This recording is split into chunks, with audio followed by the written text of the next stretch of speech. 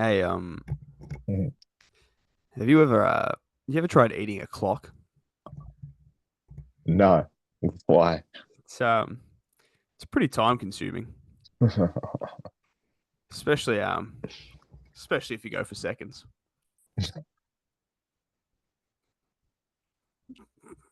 The two-parter. The doubler, right when you thought you were gonna laugh more, you got more in there. Hey, what? Not a bad way to break the glass. Here at the glass table, we're just like I you. like to play football, I like to watch football, and I like to talk about football. Yay! I like to play football and I like to watch football and I like to talk about football. But we do things a little bit differently around here. Life could be a dream, Jared.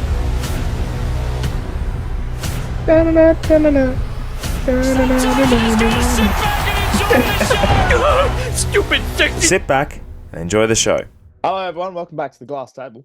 We're here, Jared and I, episode 79, which is something Big, recognizable. big. I don't think there's a famous 79 point mark. How much did you lose by the Dogs the other week? Wow. I feel like we don't throw enough shade at each other. I cannot wait until we hit episode 119 because let me tell you, that bad boy is coming straight back at you.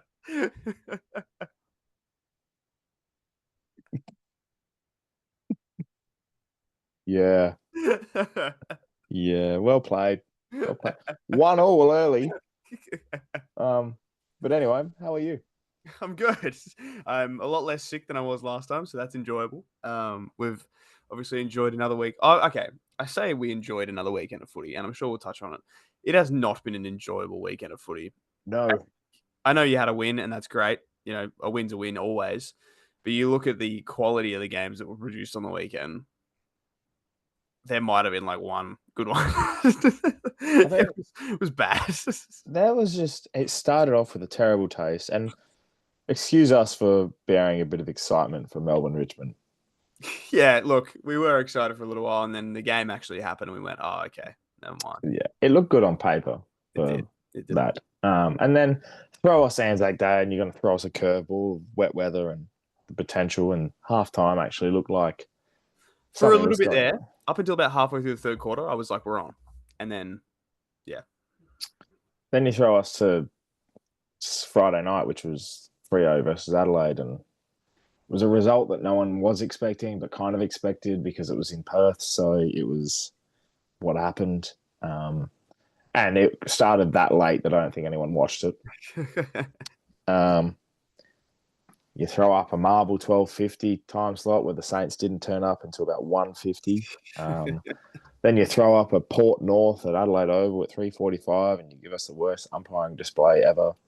You then throw up a diabolical Canberra match, which the only people to enjoy that game were probably the Western Bulldogs fans. Then you give the Swans hope against the Suns until the Suns actually rocked up at like the Saints did, but they actually won the game. Then you probably gave us match of the round, which was Carlton Geelong, but even that was. And even still, yeah. And then you gave us a half competitive West Coast outfit at a 4:10 game on a Marvel Sunday time slot where the Hawks kicked more points than goals, and Mobile Chol was best on ground. It was actually the best way to wrap up a round ever. It might be, and like, you know, we've been watching footy for a long time between us. One of the worst rounds of football I think I've seen in a long time. You know, there's 50 years experience between us. I mean, there's a bit of crossover in there. But there's 50 years of football watching between us, and this is up there with one of the worst. I can roll it out. I've seen my fair share of footy. And back in my day, Back in your day, there was nothing compared to what this is. And Bad. I'm concerned, JT. We have not had a proper close competitive hit out where it's been less than, I don't know, a goal in a few weeks. We had one. We had Easter Monday. Easter Monday was good. That's a point or 2 points. Was it? Or maybe 7 points. It was like a point in at 1 point, and they might have kicked the goal late. It was 7 points. There you So go. still, my point stands. Yeah. But like, the threshold hasn't been hit. We had so many last year. We need an after the siren is what we need. I need one to just get me. It was about, would have been about this time. Oh, no, a little bit later in the year, a couple of years ago when Houston kicked the winner against Essendon. And that's what I'm waiting for. I need one of those. I need a Saturday night where you're not really expecting that close of a game, but it's real close. And then someone puts the cape on and does what needs to be done. I need a Houston. I need Mac Andrew. Oh!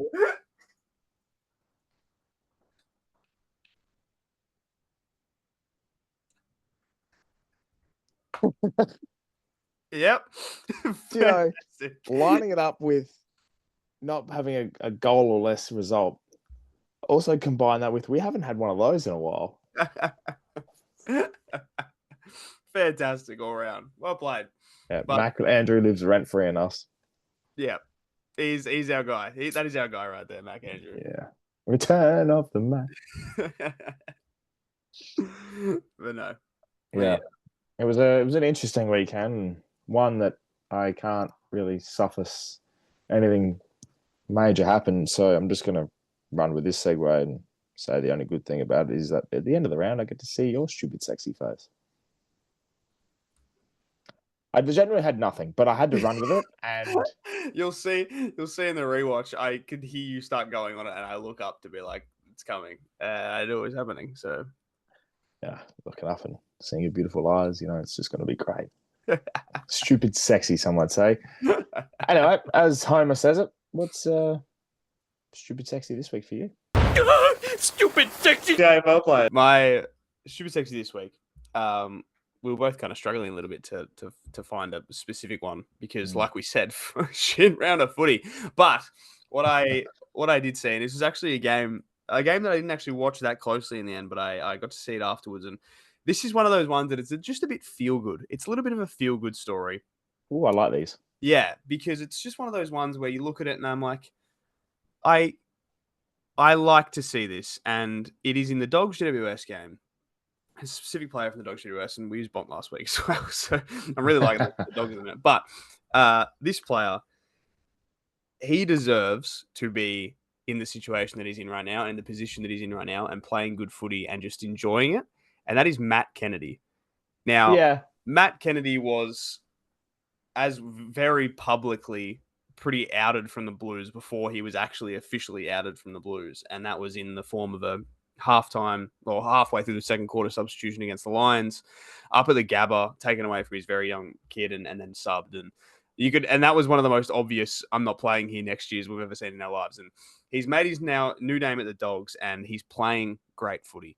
Kicked 2 on the weekend and just has found himself at home in that Dogs outfit that is frankly terrifying. And this is the Dogs outfit that everyone has been waiting for years, and they're finally starting to do what they need to do.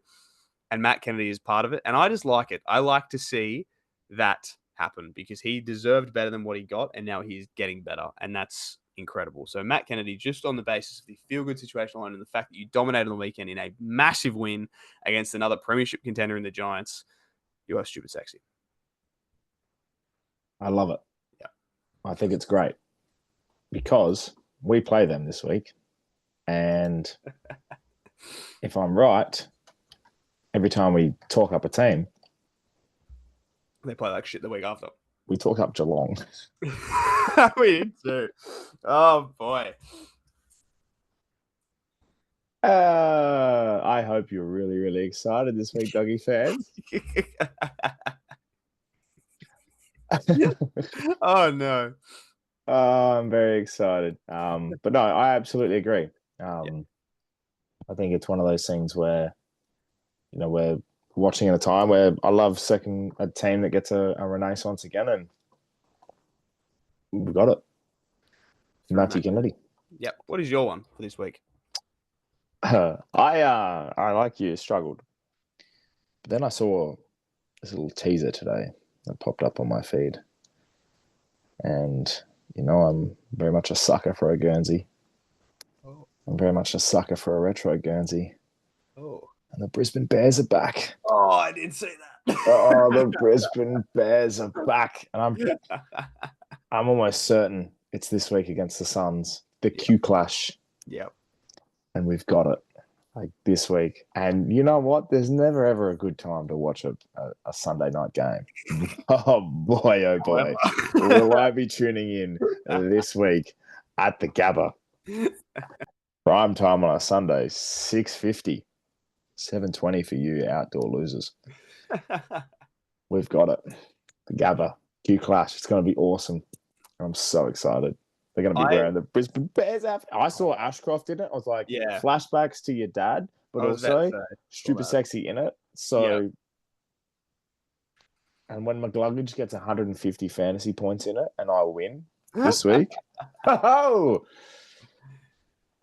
my butt and call me a biscuit. I'm excited. Not only is it the jumper they're wearing, it is the fact that it is definitely, and I would say this is it might be, I'm not even in it might be, it is definitely going to be the best Q Clash we have ever had, because both teams are actually good for once.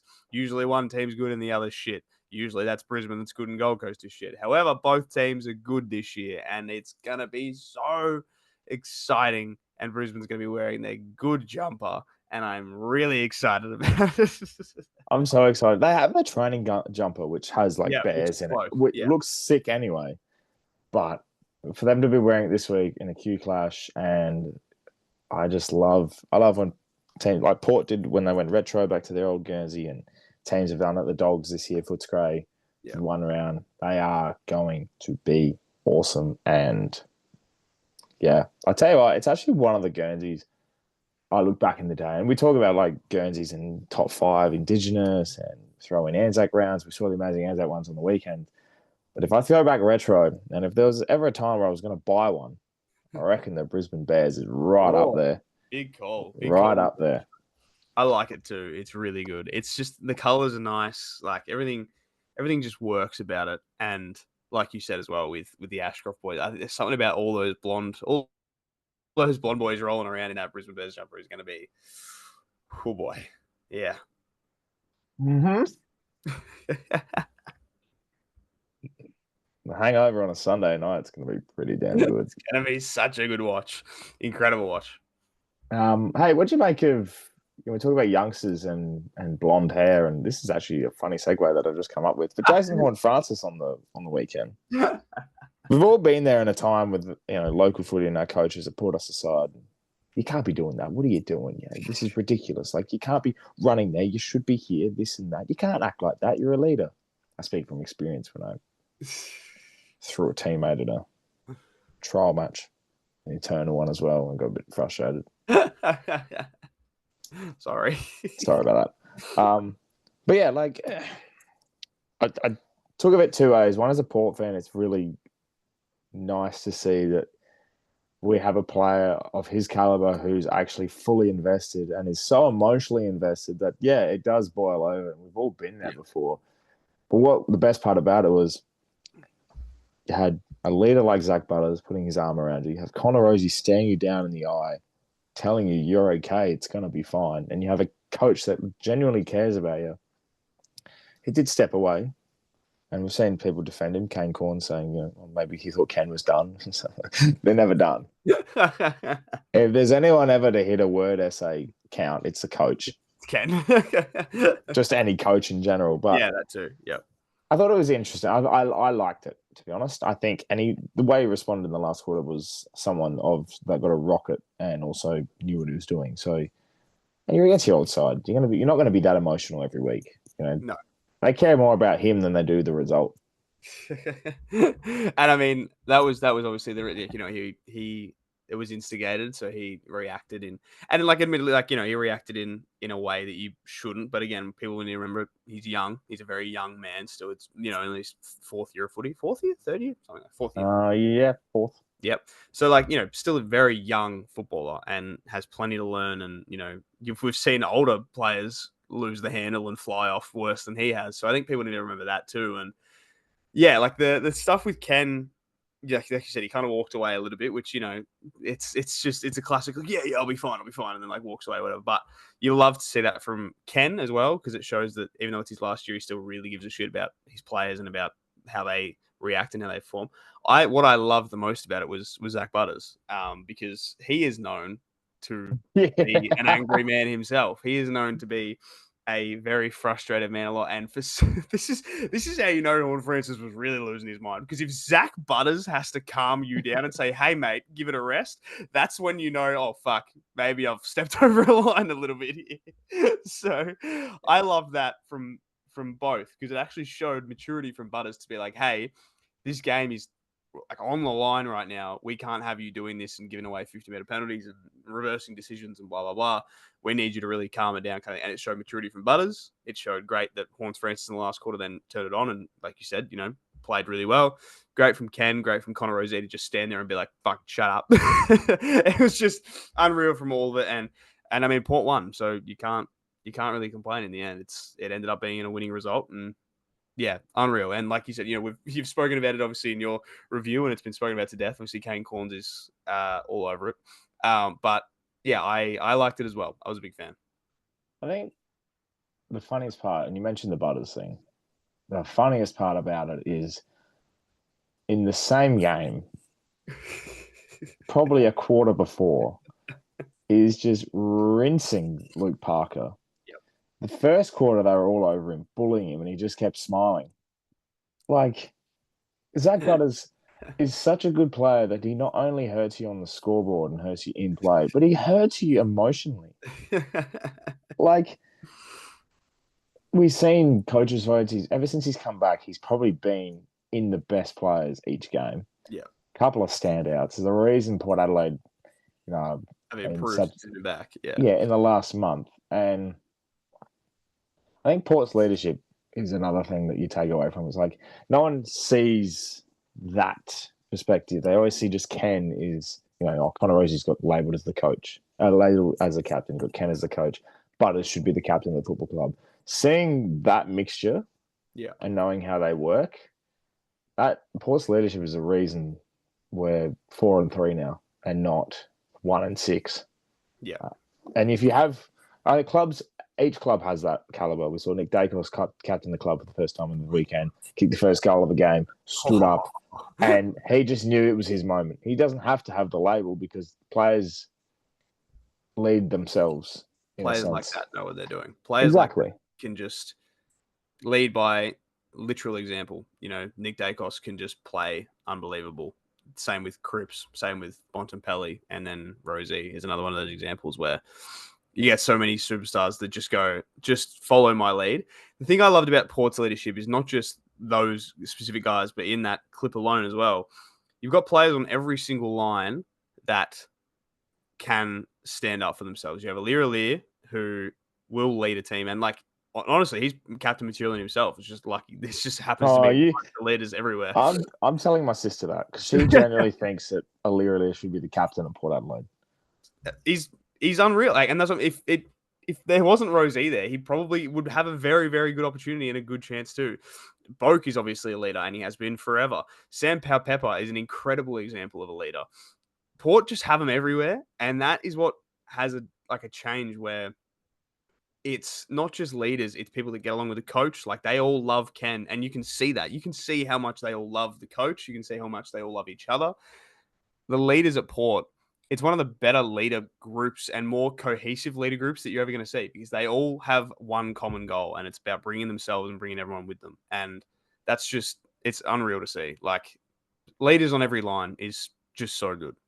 I think the other thing as well with Port, and the Port fans will get a kick out of this, is every time we do get challenged, you know, we're 1-3, you get challenged, and all of a sudden The leaders do stand up. We're never shit for too long. Yep.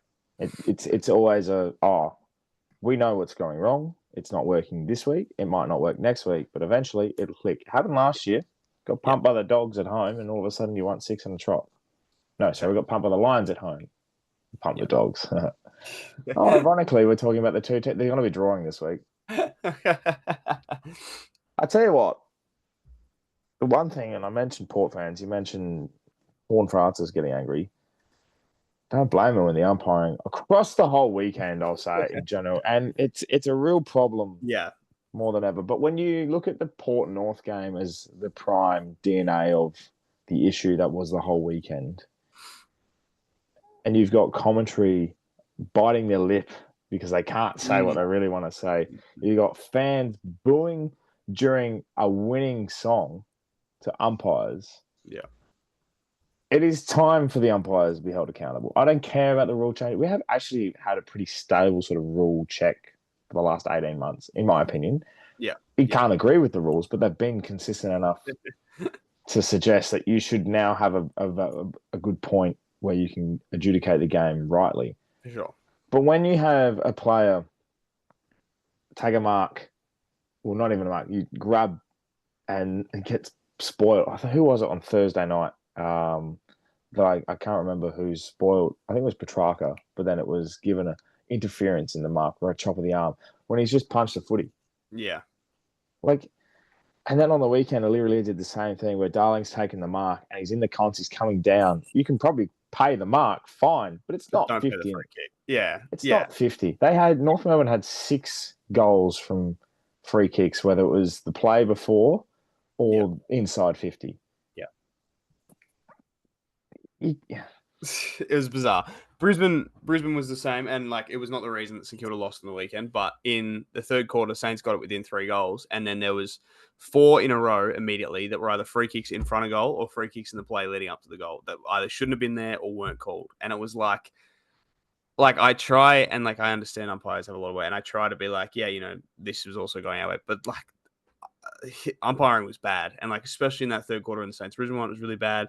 I was in the car coming back from Saints Brisbane, and I had the radio on, and I was listening to Port North. So I listened to pretty much the entire second quarter on the radio, and they were laughing. And obviously, Triple M commentary, you can kind of say whatever you want, and they were pissing themselves at how genuinely bad the umpiring was. And that's when you're like, okay, there's an issue. And then I know that it carried on through. There is complaints from Geelong fans about the Carlton Geelong game.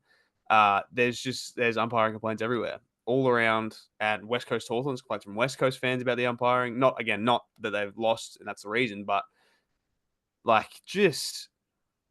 and we spoke about it too early, almost. We spoke about it last episode when it wasn't as big an issue as it is now, and it's even bigger now somehow. And yeah, I don't know. I don't know how to fix it. And I hope that all the umpires are in a sort of meetings this week being okay, we need to be better than what we are right now because they're really bad. But are they? Do you reckon they really are? I hope they are, but I don't think they are. No.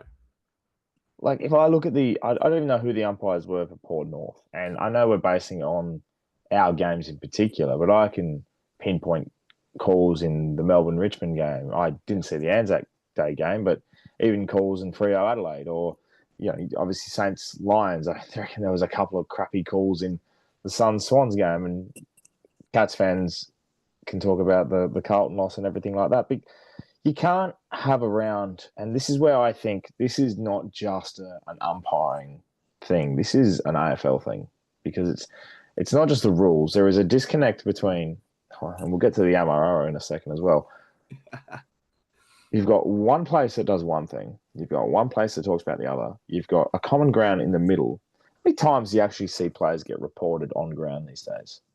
Not often. It's usually a post-match thing, and it's another thing I want to talk about as well, is that what has become way more often than not now is umpires not even paying a free kick for things that end up then getting reported and given 3 weeks for. Obviously, there's a different example in terms of the Paul Curtis one this week where it was a free kick as well, but it ended up being suspension. But there's an example in the VFL that I'll talk about in a little bit. But there's ones where, the umpires don't call it on the field, and then all of a sudden afterwards it's a 4-week ban, and it's what are you even what is happening? Why Well, this is the thing as well, is they talk about, I reckon there was a conversation in point where they didn't worry about it because they know it's going to be looked at afterwards. Yeah. And they might consider it a bit of time wasting for that I conversation. understand that, and I do understand that, absolutely. But if you're going to talk about time wasting, then let's talk about how it takes 5 minutes for a behind to be called that wasn't a behind because, and I'm talking about the Port North game, there was a contest. Triple M footy had this. There was a contest in the second quarter. We waited 5 minutes for a call that everyone could see. It hadn't hit the post. It hit hands. It rolled over and hit the boundary. The umpire, the boundary umpire, called it out of bounds. The goal umpire agreed. Why in the flying fuck is number 12 coming over to call a score review? He's got no adjudication. No. And you want to talk about mental health, and we talk about games coming up that are significant in mental health and everything, and it just interconnects everything to a point where we have fans and people abusing umpires on social media. We don't want that to be a thing, but the AFL has no control over it because they don't find the significance into calling their own actions. They're too busy proudly promoting there's 92,000 at the MCG, or this was an amazing weekend because it's Anzac round and how special it is. Yeah, fantastic. You can shove a Victorian State of Origin team to me on a Monday afternoon down my throat on social media, but you're not going to tell me about how, this free kick wasn't paid or why this was stupid. I get it, social media teams and all that stuff. I get it. Paul Curtis shouldn't be getting 3 weeks for something that he was paid a free kick. That's a week. Yeah. But he shouldn't be getting 3 for something that... It's a tackle that he slightly miscontrolled and, unfortunately enough, concussed Josh. Like, that's all it is. It's not... He did not maliciously and deliberately tackle this man to be like, I want to knock him out. He just said, I want to lay a rough tackle, and he mishandled it. And, give him a week. Don't give him 3. What even is a week anymore? Like, that doesn't exist anymore as a suspend. It feels like it's bizarre. And it's just, my thing is, like, in early 2010s and 2000s footy, right? If there was a bad umpiring call, it happens. And then a day later, a week later, you don't even think about it anymore. You go, whatever, doesn't happen. Whereas I can remember free kicks now 2-3 years old that they've gotten wrong because the umpires just refuse to do it right. I remember the Ben Keys hitting the post. I remember a Saints Freo game 2 years ago where we had 2 rundown tackles in a row and they both should have been holding the ball and then they weren't. And then Dan Butler got a 50-meter pad against him because he just fucking screamed at the umpires. And I remember at the time being like, you know what, Dan, you're right. I don't even care that you gave away 50, fair play. Nowadays, because the umpires, all these rule changes are coming and everything like that, I care more about the rules now than I ever did. And I shouldn't. I should be there to focus on who is playing well of the players. I shouldn't be there to be like, which umpire is going to fuck this game today. And that's what worries me. And then, all the suspension shit's going on. Obviously, like I said, with the VFL, and I don't know if you saw this just before, but one of our rookie, our number 10 draft pick, Alex Taru, just got a 4-week suspension because he hit a guy in the chest and the guy got like a whiplash and knocked himself out. Alex Taru did not make head-eye contact. He didn't hit him illegally. He actually did the right thing in that the Lions player lost possession of the football and started running it through. And instead of tackling him and giving away a holding free kick, he just braced himself like this and just smashed the guy in the front. And he's getting 4 weeks for not hitting him high. And the guy just happened to be knocked out. They're basing it way too much on the outcome of anything rather than the action of anything. Oh. It's a fair hit, a fair, reasonable thing. And again, this is what I'm talking about. Didn't get a free kick against him. Didn't even get looked at, and it just happened to be afterwards. And they're like, "Oh, afterwards we'll have a look." And you get 4 weeks. Same thing happened to Charlie Dixon last year in the SANFL, and that's a whole other topic where you can talk about how there's a disconnect between the local leagues and each league you go up. There's just it just gets worse and worse. It's ridiculous, and you're right. Everyone remembers the rules. Everyone shouldn't. You shouldn't be caring about free kicks. People shouldn't go in and out of games being like, man, the free kicks weren't good. They should be like, hey, our team was good, our team was bad, not what did this free kick do wrong? This is the thing.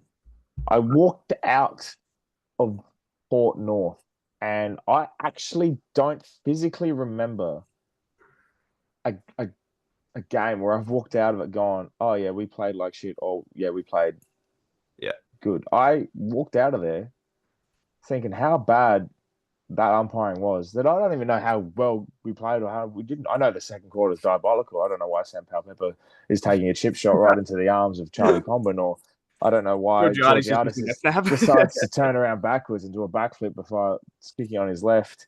But it was just it was that dysfunctional, that game, and I reckon it has a flow on effect. Players just end up at that self-aware of what's happening that they can't even properly focus on their own ability anymore. And that's what I'm saying with the Saints Brisbane one. I'm not saying that the umpires cost the game, but the Saints kicked 3 in a row, got within 3 goals of the Lions, and then it was 4 pretty horrendous free kicks in a row, and it kind of just made the Saints guys just go, whatever. Guess this game's over again. Back out to 7 goals. We can't do anything about it. It's a confidence thing, like. If umpires keep persistently getting things wrong, eventually you're just like, I give up. Like, I can't do it anymore. It's gonna smash me. I can't be bothered. And you see it. You see it very often. My dad doesn't go to football anymore because he purely hates the umpires and can't watch the game because of how it's adjudicated. Over umpired. Absolutely. I want to talk about rules that, are paid and how diabolical it is. It's one rule that popped into my mind over the weekend that just isn't paid. Our ruckmen have to just be a metre apart. Yeah, what's that about? They just never are. No. They're like metre apart, boys, as they like hugging each other. And it's like... Yeah. They've interconnected into one person. At least I don't care about that. At least I'm like, it doesn't matter. Whatever. I don't actually give a shit. They don't give a shit or they don't pay it. But hey, you know what? Someone will raise it during the week and all of a sudden they'll start paying again. It'll be like the 15-metre kick rule next year. Next year, that'll be the thing that's the hot topic. And fucking all of a sudden, every ruckman's going to get a free kick against them. And breathe. Yeah. And as a segue, I'm going to do my own segue here. We've just given an absolute spray to the umpires. How about Ross Lyon's spray on the weekend?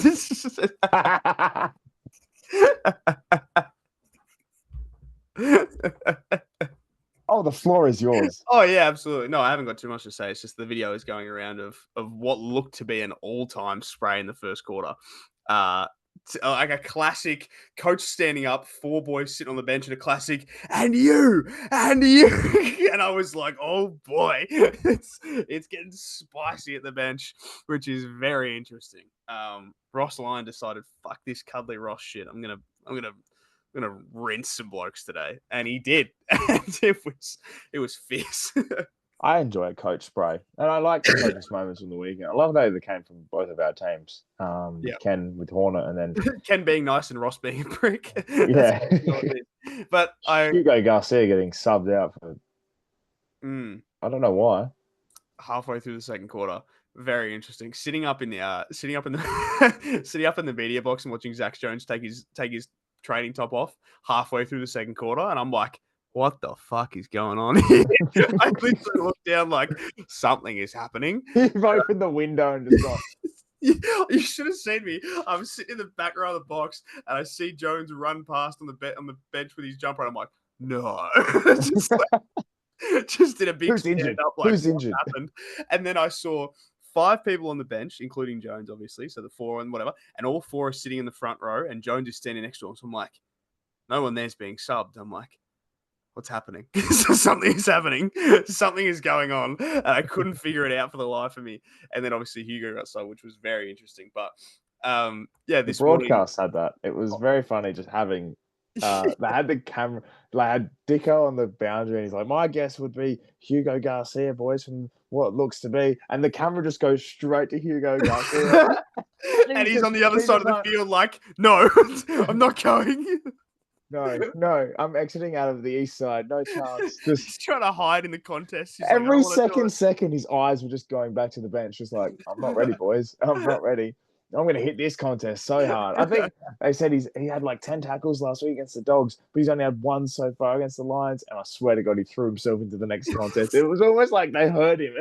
It's just like it's piss funny when you just see players. I'm not ready yet. You knew it was happening because they held up the sign on the board that said 34, and you could see him just go, nah. And he's just on the other side of the field. Like, I'm not going. And it was just hilarious. And then, yeah, obviously the sprays and everything. There was a press conference this morning at the G, and Zane Cordy being class. This is the most Zane Cordy thing you'd ever hear in your life. He goes, "Yeah, I liked it. It was all right. I'm an old school man. I like a spray." And I was like, "Boy, Zane." So we've seen a lot of varying opinions afterwards of, I like a spray or I don't like a spray or whatever. And you know what? There's always a place for it. They're professional footballers. You're going to cop a spray. It's not going to be their first spray. It won't be their last. I'm okay with it. Well, this is the thing with sprays, is I strongly dislike the fact that people have an opinion on it. Yeah. Yeah. Because this is... You're not on the field. You're not the one on the field right now. This is a coach and a player. Yeah. They're having a meeting live in the field. On TV, yeah.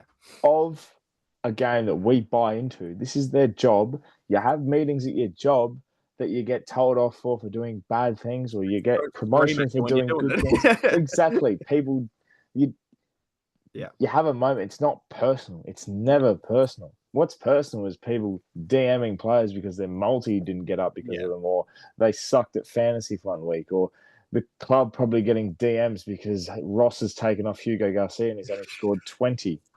Sorry, Ross. But it's a spray's a spray. We love a good spray. Yeah.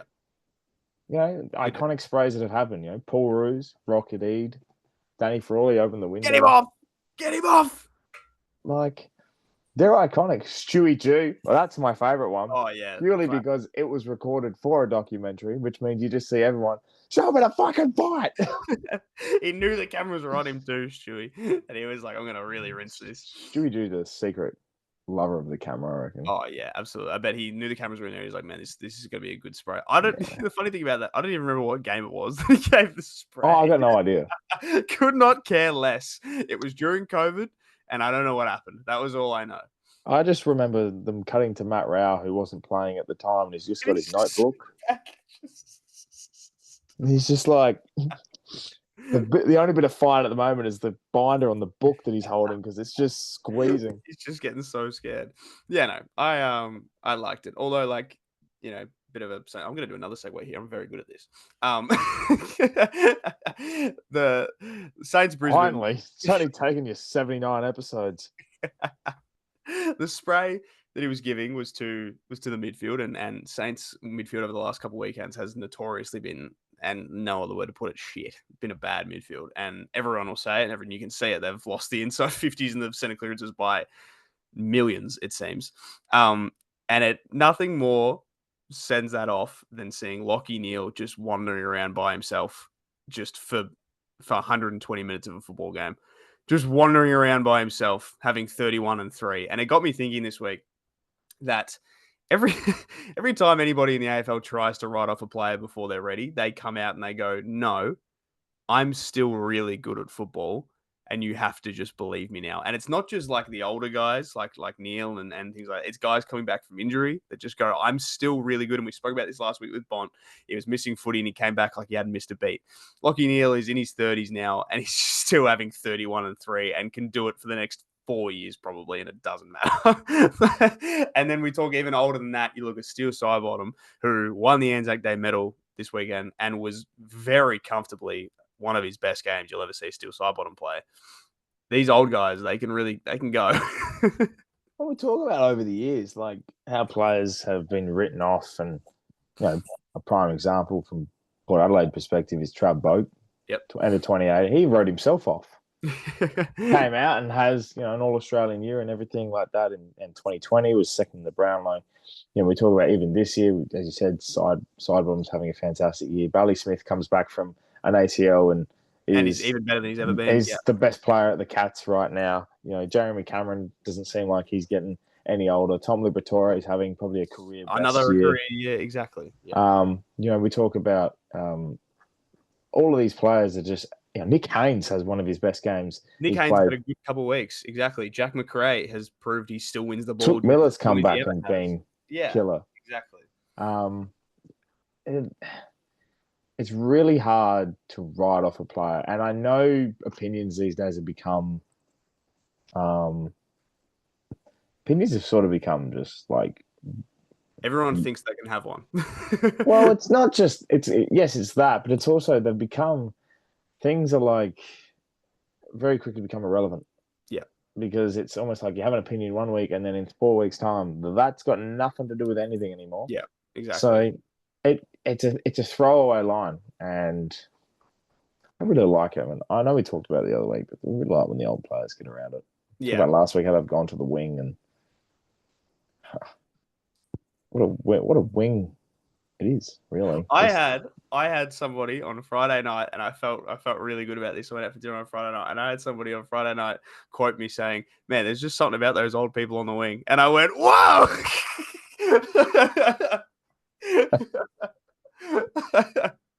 We were talking about during the day how Still Sidebottom tore it up, and I was saying, "Yeah, he looked really good today," and they went, "Yeah, something about that old people on the wing," and I went, "Ah!" I was like, "This is the thing." I was like, You watched the clip. I was like, you saw it. And it's absolutely right. It's just the guys that everyone writes off and yeah, it gives it, I don't think you should write anybody off early. There's a couple players where you could be like, all right, you actually are done. Nat Fyfe is one of them, and I hate to say that, but he actually is done. I'm still holding out for the Renaissance. I'm not. I wish, but I'm not. But what I love what you said there is that it's the opinions that don't matter 4 weeks later, and we had one. And like we'll say, people don't have opinions. People can have opinions, and then they completely. That's why we do a podcast every week. Exactly. And we had one. We had a real bad one, and it's North Melbourne. And after the North Melbourne game, I think I did say let's not go too early, but we were hyping them up and we were giving them a lot of love, saying this might be the year. It's not the year. We've almost introduced the like your joke every week is just saying North Melbourne. North Melbourne every time. Or West Coast, one of the two, because this is the third week in a row where West Coast, at least West Coast have played okay footy the last 2 weeks, See, North weren't bad. They weren't bad. No. It's just, they were just helped. But they shouldn't have been, they shouldn't have been as close as they were. Like, the game looked better for them. West Coast were okay this week. They were pretty good last week, and they've been shit for the rest of the year. Those two teams, again, I've said it every single week, but those two teams, I don't know how they can still be bad. It's infuriating, and I can't deal with it anymore. You know what's really bad is watching a player of Nick Larkey's caliber walk into goal 15. His goal form is 18-9 for the year. But I reckon at least 10 of his shots have been out in the full. I watched this helicopter land on the hill. It was that bad. Like the one thing I actually just thought about this then. I'm speaking of like Nick Larkey and Paul Curtis and North Melbourne's two main goal kickers. They've kicked like 45 goals for the year in total, the club, and those two have 36 of them. I was gonna say, what the fuck's that about? We talk about the Coleman, and I know we enjoy a bit of a chat about the Coleman. And before I get into the second part of this discussion and leaderboards, I'm going to read out the top 10 for you. That was really intriguing. And I know you're bobbing your head. Right? I know you're going to be up there. Yeah, I know. I talk about Paul Curtis and Nick Larkey kicking 36 of the 45 goals, but Jack Higgins has kicked 20 of your 35 for the year. So calm the fuck down. That's what I'm saying. Incredible, right? You're bobbing around like you're on a bloody vibrator. I don't know. Anyway, I'll read out the top 10. It's very intriguing, some of these names. So Ben Kinn's leading comfortably, and he's gonna win the Coleman. I'm telling you, he was my pick for the year, and I'm riding that point home. Yeah, that's my true king. Jack Higgins is second, equally with Josh Tracy on 20 apiece. Thilthorpe is going to be out for a little while with his finger, but he's got 19 for the year. That's my pick. Curtis and Larkey 18 apiece. Jeremy Cameron's just kicking goals per usual. He's on 17, and he's linking up with. Now, this is very funny to me. There's 4 blokes on 17, right? Pick the odd one out and the topic in particular. So it's Jeremy Cameron, Mitch Georgiadis, Jack Gunston, Jesse Hogan. 3 of those 4 are about 35 years of age. Georgiadis is 13. Yeah. It's Gunston's just especially old. Gunston's like the other way. He's like too old for this. So that's your top 10. And just outside is Fogarty, Green, Hipwood, Tex, and so forth. So that's your 10. And we talked about the start of the year, who would be all Australian small forwards. if it wasn't for Curtis getting injured, I reckon he was a lock with Higgins. No, if he didn't get suspended, he would have been a lock with Higgins. I just find it very intriguing that's your top 10. And you get a good portion of what the first 7 rounds are, and that's... Yep. Every week, I'm like, Higgins has to start running out at some point. Like, he's got to stop kicking goals at some point. Yet he kicked 3 on the weekend, and pretty comfortable 3. And he just consistently, he's always there. Like, every single time we have the ball in the forward 50, it is in Jack Higgins' hands, and I don't understand how it gets there. And I'm not going to do my big Rowan Marshall spiel of last year where I thought he should have been All-Australian ruck, even though I definitely should have. I'm not going to do that yet. I'm going to wait like 10 rounds. But I am well on the campaign of Jack Higgins being an All-Australian right now. And if they fucking put a midfielder in the forward pocket again, I'm going to lose. Because he has been incredible. And you look at the service. I was just talking about St Kilda's midfield. You look at the service he's been getting and the fact that he is second, bizarre. And he is incredible. I really just wanted to give you that moment to talk about something positive about St Kilda. Jack Higgins. He's playing good footy. Sorry to the people of Adelaide, but Jack Higgins is playing really good football right now. I'm sure the Adelaideans are really listening to this anyway, this far in. Switching that leaderboard and goes to this one. This is the one we're talking about off air, and this is actually a very funny topic. Who the hell's leading the Brownlow medal? Yes, this is a very interesting topic. Chops and changes every week. You know, names before the round were thrown up like Sarong, obviously Dacos, you know, Noah Anderson, Jordan Dawson, and the Crows had an early form run. I got no idea. If I was a betting man, I am. I got no idea. No, this was the conversation. Yeah, again, like we were having this before, and I've had this conversation. Usually, like at this point of the year, I'm like, Dacos should be winning or Cripps should win. By this point last year, I was comfortable that Cripps or Dacos was going to win. This year, I got fucking no idea. I wrote down 4 names in Nick Dacos, Bailey Smith, Jordan Dawson, and Andy Brayshaw. That's my 4 right now that I'm like, if I was going to pick, it was going to be one of those 4. But then we were speaking about it before, and Zach Butters has come back in and probably gone 2-3-3-2 or something along those varieties. Yeah. There's these guys that just, you wouldn't expect it, but they're popping up and just doing little things. Like you said, Anderson, Rowell, both very good. Like, yeah, I said Dawson, obviously, but Neil is still comfortably good. If McCluggage can poll some votes, he'll be up there. George Hewitt has been probably best on in all of Carlton's wins. He probably has 9 votes from the last 9 3 rounds. I just don't know who is winning Brownlow. I generally love it because we've gone from such a runaway winner in Cripps last year. And he shouldn't be anywhere near it this year right now. I don't think, anyway. I don't think he should be near it. No, I think there's the one game, obviously, the West Coast one, they probably gets it.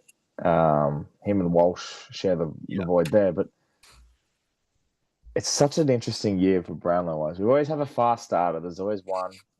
There's always one that slows down and this and that. This is generally could be the year where a couple of those that are just started off slowly, a little bit like a Melbourne Cup kind of vibe. You know, you start out the gate slow and you eventually just gallop your way home on the straight. I'm keeping a very close eye on the 2 boys that started late in the season, Bont and Butters. Yeah, they're a sneaky chance to just continuously poll because I know Bont didn't get these credit due, but the umpires will be like, right, the umpires will love him. He's getting 3 last week straight away, straight off the bat. Even on the weekend, only had 22, but kicked 2 points. I reckon we can just mark him in there. That could be one. That could be a one. You know, yeah, definitely. 100% agree. And it's just really interesting. And like, I think, Cripps is going to get like voters fatigue. They're going to be like, maybe we overvoted him last year, so they're not going to vote him enough this year. It's going to be one of those things. And I'm very excited about it. We're every chance to see, you know, a couple of years ago, Errol Goulden nearly came home and just took the whole thing because he stormed home. We might see somebody actually do it. Not Errol Goulden, obviously he's still missing, but we might. You never know. I mean he could. He very well could. He might get like, he might come back in like, I think he's supposed to be like 3 or 4 months away. Still, I'm not sure, but 12 free riders, 12 free riders, 36. Fly back. I know it's only April, but I'm very excited for the Brownlow in a little while because it's going to be very, very good. Even players like Patrick Dangerfield, he's going to be pretty high. You know, probably hosting before he wins a vote, though. but he'll be there. He'll be around it, and I don't hate it. There's just a few boys that, it's gonna be really interesting. There's a few names where I'm like, chance. They're a real chance. I really enjoy the coaches' votes. They've been something of mine that I've thoroughly enjoyed watching the votes for, because it gives you a fair indicator of the game they play itself. It's not just the season; it's the game they play. I look at this is what I've been basing it on, but the top 10 or 15: Dacos, Sidebottom, Brayshaw, Sarong, Rosie, Butters, McGluggage, Dawson, Neal, Anderson, Smith, Miller, Green, Liberatore, Rao. Pretty handy list. So many midfielders. Yeah. The only thing with coaches' votes is they have, and like normal votes do this anyway as well, but they really heavily sway to the teams that are winning. Like you look at those guys, it's like there's a lot of Pies, a lot of Brisbane, a lot of Gold Coast kind of thing. Like heavily swayed to the teams that are winning, and Freo as well. But Brownlow have less votes on offer, so they're still also going to favour the 3-2-1s as well. So just very interesting. Some of the ones from the coaches' votes over the weekend that I found very, very enjoyable to look at. Bailey Humphrey got 10. My boy. Kick 4. Yeah. He's growing up, that boy, isn't he? Got his license, has driven off to his talent destination. Nick Haynes got 8. Josh Battle got 9 against West Coast. Yeah, that one hurt. Lloyd Meek also got 9. Yeah. That's weird that they both got 9. 5 and 4s. James Harms, that's a game. That's a game of football. You're just like, hey, D's fans, still got it, That one. This is my forward line now. There's no Sam Darcy. I'm gonna not needed. This shit out. Well played, James Harms. I found it really funny that I posted a thing for St Kilda right after Jack Sinclair. Jack Sinclair was leading the coaches' votes for a round, and I posted a thing being like, Jack Sinclair was one.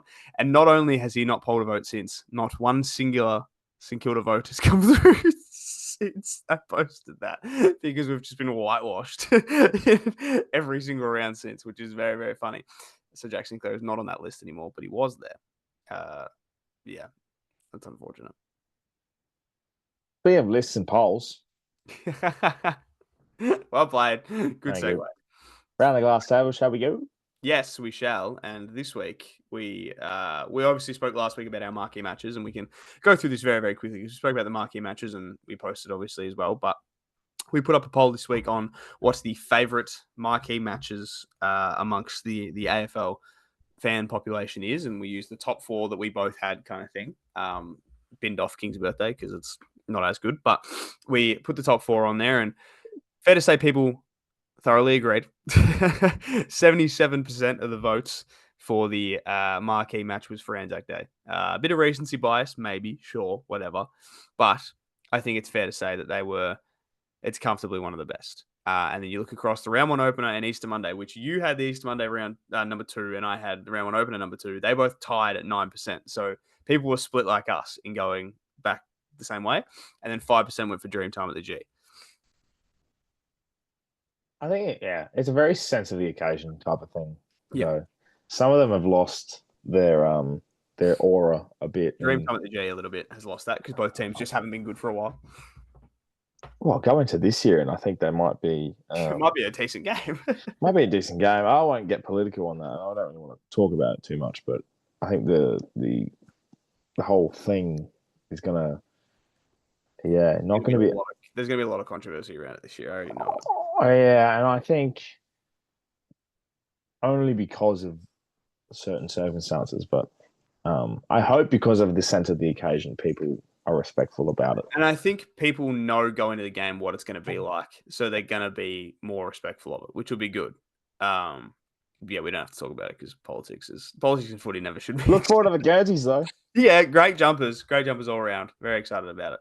But no, we had that as the 5%, which is fair enough. It's never as big. Obviously, Easter Monday we've had this year was obviously a very good one. Round 1 opener is fun every time, not just because it's usually a pretty good game, but also start of your footy season. Everyone's going to watch it. It's very exciting. It's a classic Thursday. And then Anzac Day, as we know, is not only just a good game always, but it's the sense of occasion that surrounds it. And it's very, very exciting. Definitely very, very good. Couple of people I did see comment around the situation as well, showdowns and obviously those. And there are rivalry games in itself. You know, you can throw in Carlton, Collingwood, you can throw in the Derby, you can throw in Q Clash, Battle of the Bridge, and so forth. But they're their own smashing of the phone type of operation. I was trying to swipe across and it just absolutely lost it. But yes, absolutely. Well, just like you, I'll always swipe right to the next round and have a look and see what we've got going on for round 8, JT. Well played. Before we do that, this actually relates to the tips thing as well. Kind of, it just relates to the fixture as a whole. Here's my little surprise question that I had for you that I was leaving for this thing, and it's because I was having this conversation today, and we've spoken about it a little bit before, but not really. What part of the year do you think the AFL fixture starts to get a little bit? I don't want to watch footy anymore because I was having the discussion. It's about when the buys start hitting, about that round 11, 12 mark where you start, gets a little bit colder outside and it's like, I'm not going to go to the footy, I don't think. And I'm like, oh, I'm watching some pretty good TV shows right now. I don't really want to watch the footy. And we've spoken about how I'm not going to watch the Thursday game because I'm going to the movies and you're not going to watch the Friday game because you're going to the movies. And I think we're slightly entering the territory of footy is getting a little bit shit. And I just want to know when you think that cutoff is. I like the around the buy mark. Yeah. Because you start, as a footy fan, you can't help but start looking at the fixture before the buy, and then you start thinking to yourself, right, I want my team to be 6-3 by the buy, or 7-4, or this and that by the buy, right? And then by the time the buy hits, the AFL fantasy leagues start having the weeks off because you don't want to play in your buys, your drafts aren't playing, you're not really invested as much. You've had enough multi-losses that you don't really want to play anymore. So you just start losing. You're right. TV shows are starting to creep back in. It's a bit colder. Last of Us is peaking right now. I don't know if I want to watch season finales are coming along. My footy I'm playing, is a bit more. I'm invested in that. A lot of people are born in June, July for some reason. A lot of birthdays, a lot of things happening. I tend to agree. I think it's right after about King's birthday. So King's birthday is kind of the last big one. You do a bit of big freeze action, and then that's about round 13 or so. And then I think from about 13 to about 19, you're a bit I don't really care that much because there's teams that are just floating along and getting through. So the first week of buys this week, around 12. Yeah. And it's, the first week is Carlton, North, Port, and the Dogs, so I won't be really paying much attention that weekend, will I? Yeah. That's my round 13 is the long weekend, and that's where everyone buys in a bit. The Saints and the Dockers have.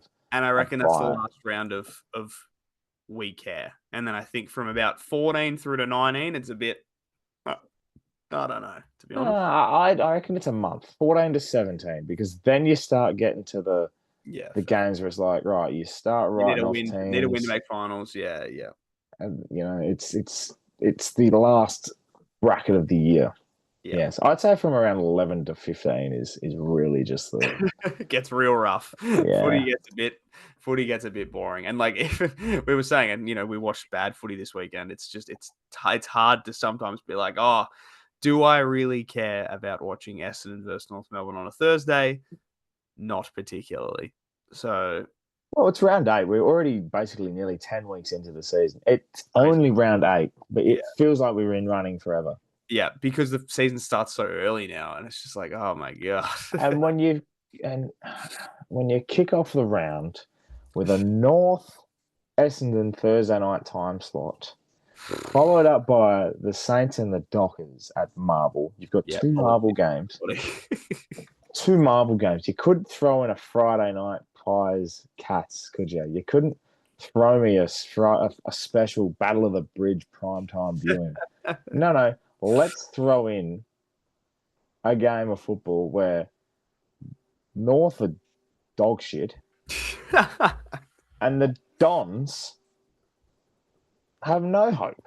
And the Dons have nobody. It is 12th versus 17th. At least with the Saints Freo, you're like, oh, well, Freo hate playing at Marvel, and the Saints are somewhat credible still for this year, even though they've lost the last 4 games or whatever. I have more hope for the Friday night game than I do the Thursday night game. And they talk about playing Thursday night footy every single week. This is the dog shit you're going to give me. You can't be putting this on a Thursday night. If you want people to watch it, you can't be putting Essendon North. No. And we'll talk about it, obviously. But very, very quickly on last week, we had 2 people get 8 tips right. So congratulations to them. You stole my job. Well done.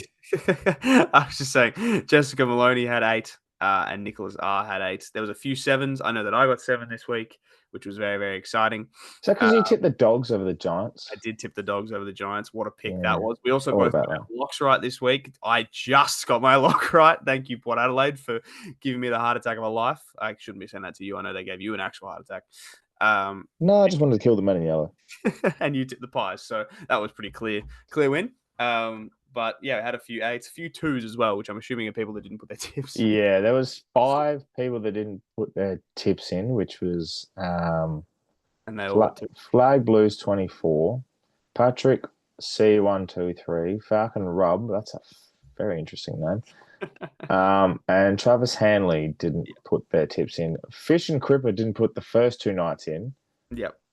First 2 games in, which he got wrong, and then went from there and did okay. Got Freo right, got the Lions right, got Port right, got the Dogs right, got the Suns right, got the Blues right, and nearly got the holy shit! Nearly went on a special run there. Holy moly! And then for some reason, tip the Eagles for that's just for reasons I can't explain. But anyway, yeah, did very well to get the Dogs and the Blues. Sensational effort. Tell you what, fantastic. But the leader at the moment is the man that's been on top the whole time, Scotty T. 47. Baz's Roost still sticking around. Kate K is still there. Geordie is a 4th, and my boy Tice is in 5th. Happy days. I also got the right this week, everybody. Just so we're all aware as well. Tip the D's, got 20 points. Win for me. And I tell you what, when I told you actually got it right, because you didn't even see the fridge behind late. I didn't. You're right. I missed it. The reaction I got was fair dinkum. I had an all capitals text. I missed the last point, and what a fucking point it was. Thank you, Bailey Fridge. 5 people also got the margin right. It was JT, G got it, my mate Braden, Kate K got it, and Chris G as well. So I was only 5 away. Anyway, that's didn't matter to people, does it? All right, round 8. Let's get straight into it. Gauntlet's currently running at the moment, which is our locks. So I think let's do our locks first. Ooh. Let me look. Let me just make sure. Let me just double check that what I'm. So I can't pick Port this week. Yeah, because you ended up picking Port as your Port as your gauntlet, even though it wasn't your lock, which is fair. Which is absolutely fair enough. So my lock this week is going to be the Hawks. I'm going to tip the Hawks as my lock. Yeah, I'm going to run with you on that one. Yeah, I just think they're going to be too good for the Tigs, and yeah, I'm going to tip the Hawks. Perfect, fantastic. All right, we'll kick it off round 8, and obviously talk about the 2 shitty fixtures. We won't make this too long because apparently we're rambling in tips now. That's okay. Dons North. Yeah, look, like I said, not going to be watching this one. I'm going to be watching Thunderbolts, which is going to be a much better outing than Essendon North, let me tell you. And you'll be at footy training. So both of us doing things much better than watching this game. I will be at footy training, doing selections, having a palmy, and enjoying my time not looking at this game. But in saying that, I'm tipping North. You're actually tipping North? I'm tipping North. I'm not. I'm tipping the Bombers. I'm backing them in. There is something about it that I just have a feeling. Because they were close last week? Yeah, and I just don't trust Essendon. Fair enough. I'm going to tip Essendon by 17. I don't think it's going to be a blowout, but I think I don't know enough. We're getting our game. We're getting a shitty close game. North by 4. Yeah, that's the one. It's going to be fucking 60 to 56, isn't it? Yeah, it's going to be. It's not even. And yeah, it'll be 60 to 56, but it will be like, I don't know, 7-16, 56 to Yeah, 8-12, it'll 60. be horrendously bad. And the winning score is Nick Larkey scraping it in for a point from 50. Because it's helicoptered its way back in. And the 17,500 people that are there have just risen to their feet in awe at the game. Because everyone's cheering at the result, not because North won, but because the game's over. Oh, it's a classic. What a classic Essendon North game. I'm so excited to not And watch. I can't wait for your review on Thunderbolts, because that's going to be the real winner of the night. And we'll tag team that in the Friday night where I'll go watch the Thunderbolts and you can go work for the Saints against Freo. We're going to win. Yeah, I'm tipping you too. I don't know what it is. I don't know. I have a feeling. I just don't know. Freo aren't that good at Marvel. We tend to play pretty well against them. There's something about you. Something about us. I reckon we're going to have about 5 changes this week. I want my man Boxer in. Well, look, if Hugo's getting subbed out halfway through the second quarter, there's every chance he doesn't play this week. Mason Wood has to be out. He got concussed. There's at least one change. I reckon there'll be a few, and I don't know what it is. I don't know. And Rowan Marshall is going to dictate the shit out of Sean Darcy. He did a good job last week. He was back to his near best. Yeah. And I reckon Sean Darcy is the equivalent of a Timu Aaron Sandland. So he might fall apart running up the race. Will Sean Darcy. So I'm going with the Saints. I don't know what it is. I just got a good vibe about us. Yeah, I do too. I'm going to come out of the Thunderbolts game. I'll paint the picture for everyone.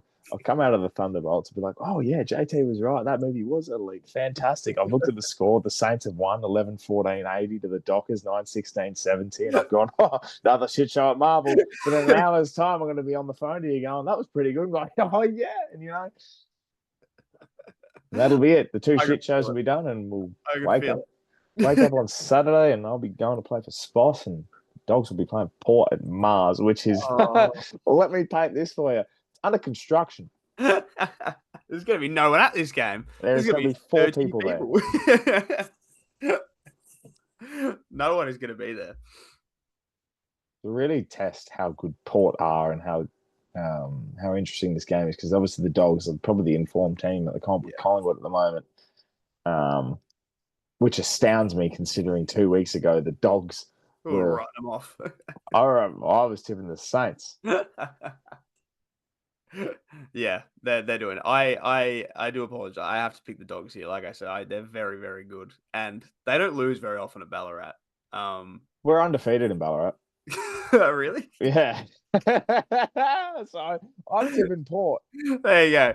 I don't know. Like you said, Dogs are a bit of a form team at the minute. And yeah, they're a little bit scary. They're a little bit scary, the Dogs. I witnessed it firsthand 2 weeks ago that they just killed us. So, yeah. If there's ever a team right now that just comes up against a team that's going to beat an informed team, it's always somehow Port.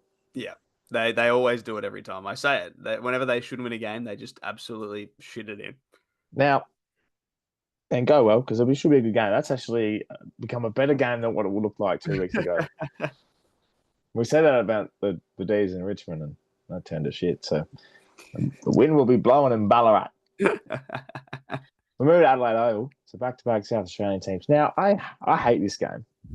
Adelaide Carlton dislike both fan bases, but it's not the reason I hate the game. I hate the game because every time I tip the Crows, they somehow lose. I have faith in them. And every time I tip against the Blues, they somehow win. Yeah. So there's no middle ground here. I can't win with these two. Nah. I hope it's a 40-40 draw and we never see them play footy again. They walk off the field, never to see it again. This one is really hard to pick because I still want to pick Adelaide because I know they're really good at Adelaide Oval, but Carlton are playing much better than Adelaide are right now. They played like shit on Friday. All I could see from the commentary of Crows fans was them being like, man, lucky it was like 20 points. They were like, it would have been way worse. Injuries to both sides. Savani's a big out for the Blues. Phil Thorpe will be out. Chera's suspended. He got a week suspension. And Williams is out with a calf. But then the Crows might get Fogarty back. Yeah. I'm going to tip the Crows just because I think their forward line, even with Thilthorpe out, is going to be too much for the Blues. Crows at home is a different Crows away. Yeah. I'm tipping the Crows as well. Yeah. Probably wrong because, Because we never get any of these, right? I can't do any of this shit anymore. Pies, Cats. Now, I don't know if you saw today, they officially made this a fully ticketed event, meaning there is going to be like 90,000 people. This is, now we talk about rivalries, right? This is, and I've watched it before, this is Cena, Orton, bragging rights. Yeah. Bragging rights. I'm going to get you to make the clip of that like you did the other one because I just want to see it. This is Cena, Orton, bragging rights, MTV Saturday night prime time. No one can watch it because it's not on free to wear. But we'll be tuning into the AFL app. And you know what, JT? I have no fucking idea who to tip. I was about to say, I have no idea. I'm going to tip the Cats. Yeah, see, I don't know why, but I'm just going to tip the Cats. Big time Cats.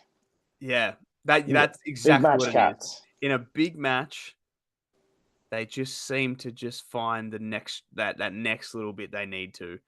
Paddy Dangerfield decides he's going to tear So it do up. Pies. Yeah, true. Talk about I love the Gabba win because they just took up. They just went. Yeah. Said fuck is. How about these nuts, boys? Yeah, I'm still going to go the Cats. They need a response. Pies might get a little bit complacent because they've been very good. That's my opinion, but also it's very typical of the Cats to be 4-4 at this point of the year, and everyone's start writing them off. And everyone's like, they're real bad, and then all of a sudden they win 12 in a row, and it's 16-6, and you're like, how did you do that? Where did that come from? How are you third right now? Why the hell are you still there? How did you do it? Because this is what I'm talking about. The shit part of the year, it's when Geelong play all their games at 120 down at at the gallery. GMHBA, and they win all of them by 70. And all of a sudden, you look at the ladder in round 18, and Geelong is third, and you're like, how did you do that? It's my favorite running joke. Just out of curiosity, just going to check the Cats fixture for a second. I just want to see how this pans out. Oh my God. Not even wrong. Next week, after they play the Pies or the Giants at GMHBA on a Sunday 2:50, they play at the Adelaide Oval against. And then it's the Dogs at GMHBA, and then it's the Suns at GMHBA, and then it's the Lions, and then the Tigers. They just do it. They're just consistently at GMHBA. Then it's Port there, and then it's Essendon there. They just keep playing there. Oh no, we go down there. Oh, you beat them there last time. Yeah. But last time's last time. I don't know what it is. I'm going to tip the Cats. Well, I forgot to put my tips in as I was running with this. I've decided to do that this time. Yeah, because you keep forgetting. I only forgot once, but I got it last week. But I've decided I'm doing it this time. Tipping the Cats. This is the game I was talking about a couple of weeks ago. They're a sniff, aren't they? Nothing beats the D's winning a couple. All we're back, and then surprise! Here's the shitty Eagles. Here's West Coast. I'm tipping the D's. I don't trust it. Yeah, I'm going to do the same too. But I'm happy to lose this tip. That's what I'm running with here. West Coast are building. They don't look as bad as they have. Oscar Allen down back is like me going forward for Sposs. Which is the reverse. It's the swap. I'm not comparing myself to Oscar Allen because I'm better, but you know. It's going to be good. Battle of the Bridge, Sunday, 12:40. Don't mind the Swans in a early time slot on the Sunday. Don't know something about it. Something about them in the sun, eh? They look pretty good in the sun. And the Giants look pretty bad. They were in the Suns last week. They weren't good there, though. They weren't good there. No, but the Giants have been bad the last couple of weeks. I've been since they played you. Mm. And the Swans were good for a half. What are we getting here? Are we getting a Toby Green match-winning performance? It always seems to be. These two always have a or are really. we getting a Isaac Heaney match-winning performance? I'm actually going to tip the Swans. I don't think they're as bad as they are putting on. I think they're actually better than they are performing. They were good against Gold Coast for a while, and then they just How's Horne-Francis just coming in as a sub 1 week and now is just the cure to all their everything. He needs to be there. Everything. all the Although time. Nick Blakey going forward for a quarter and kicking 3 was very funny. Very good for my fantasy team. I still trust the Giants. I think they've just caught an Adelaide at home, which just are unbeatable. An incredible dog. And then the Dogs have caught them off the guard. Yeah. I tip the Giants. We obviously locked in the Hawks, which is fine. Brisbane Bears taking on the Gold Coast Suns on a Sunday night fixture at the Gabba. Q-Clash. Fighting out between these two boys. They're going at it hard and strong. Don't know why I'm talking like this, but we're going to get right into it. Who are you tipping there, Mr. Derek Thomas? I don't know. I also think they should change their logo on the AFL app to be the Bears logo, but that's just me. Don't blame the Brisbane for that, joint. Blame the AFL. Yeah, fair. Good point. I actually don't know who to pick for this. Gabba Lions. Yeah, and last time they played there, they got thumped by the Pies, and I don't think they're going to let that happen twice. So, yeah, I'm with the Lions as well.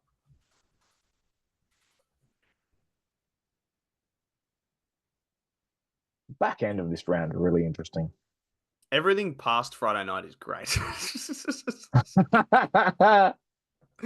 Yeah, but I just can't wait for the 2 Marvel games. Like I said before, more points than goals. If you're a betting man, you want to go the unders. Lock it in for both of them. Lock them. I would even scroll into pick your own line, and it's 140 points. Get real low and see what you can get. See how low you can get and bet that one.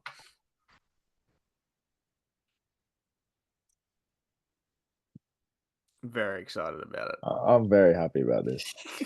I love shit football. We're entering the time. We're entering shit football time. Yeah, we're entering the clock. And speaking of the clock and the time, it's time to end. Yeah.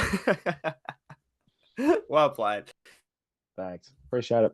Always good at the segues. We both like to slip our way into the I don't know where I was going with that, but anyway.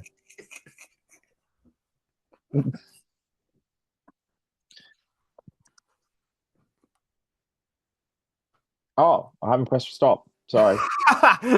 See you next week. See ya. Oh, by the way, just before I say goodbye,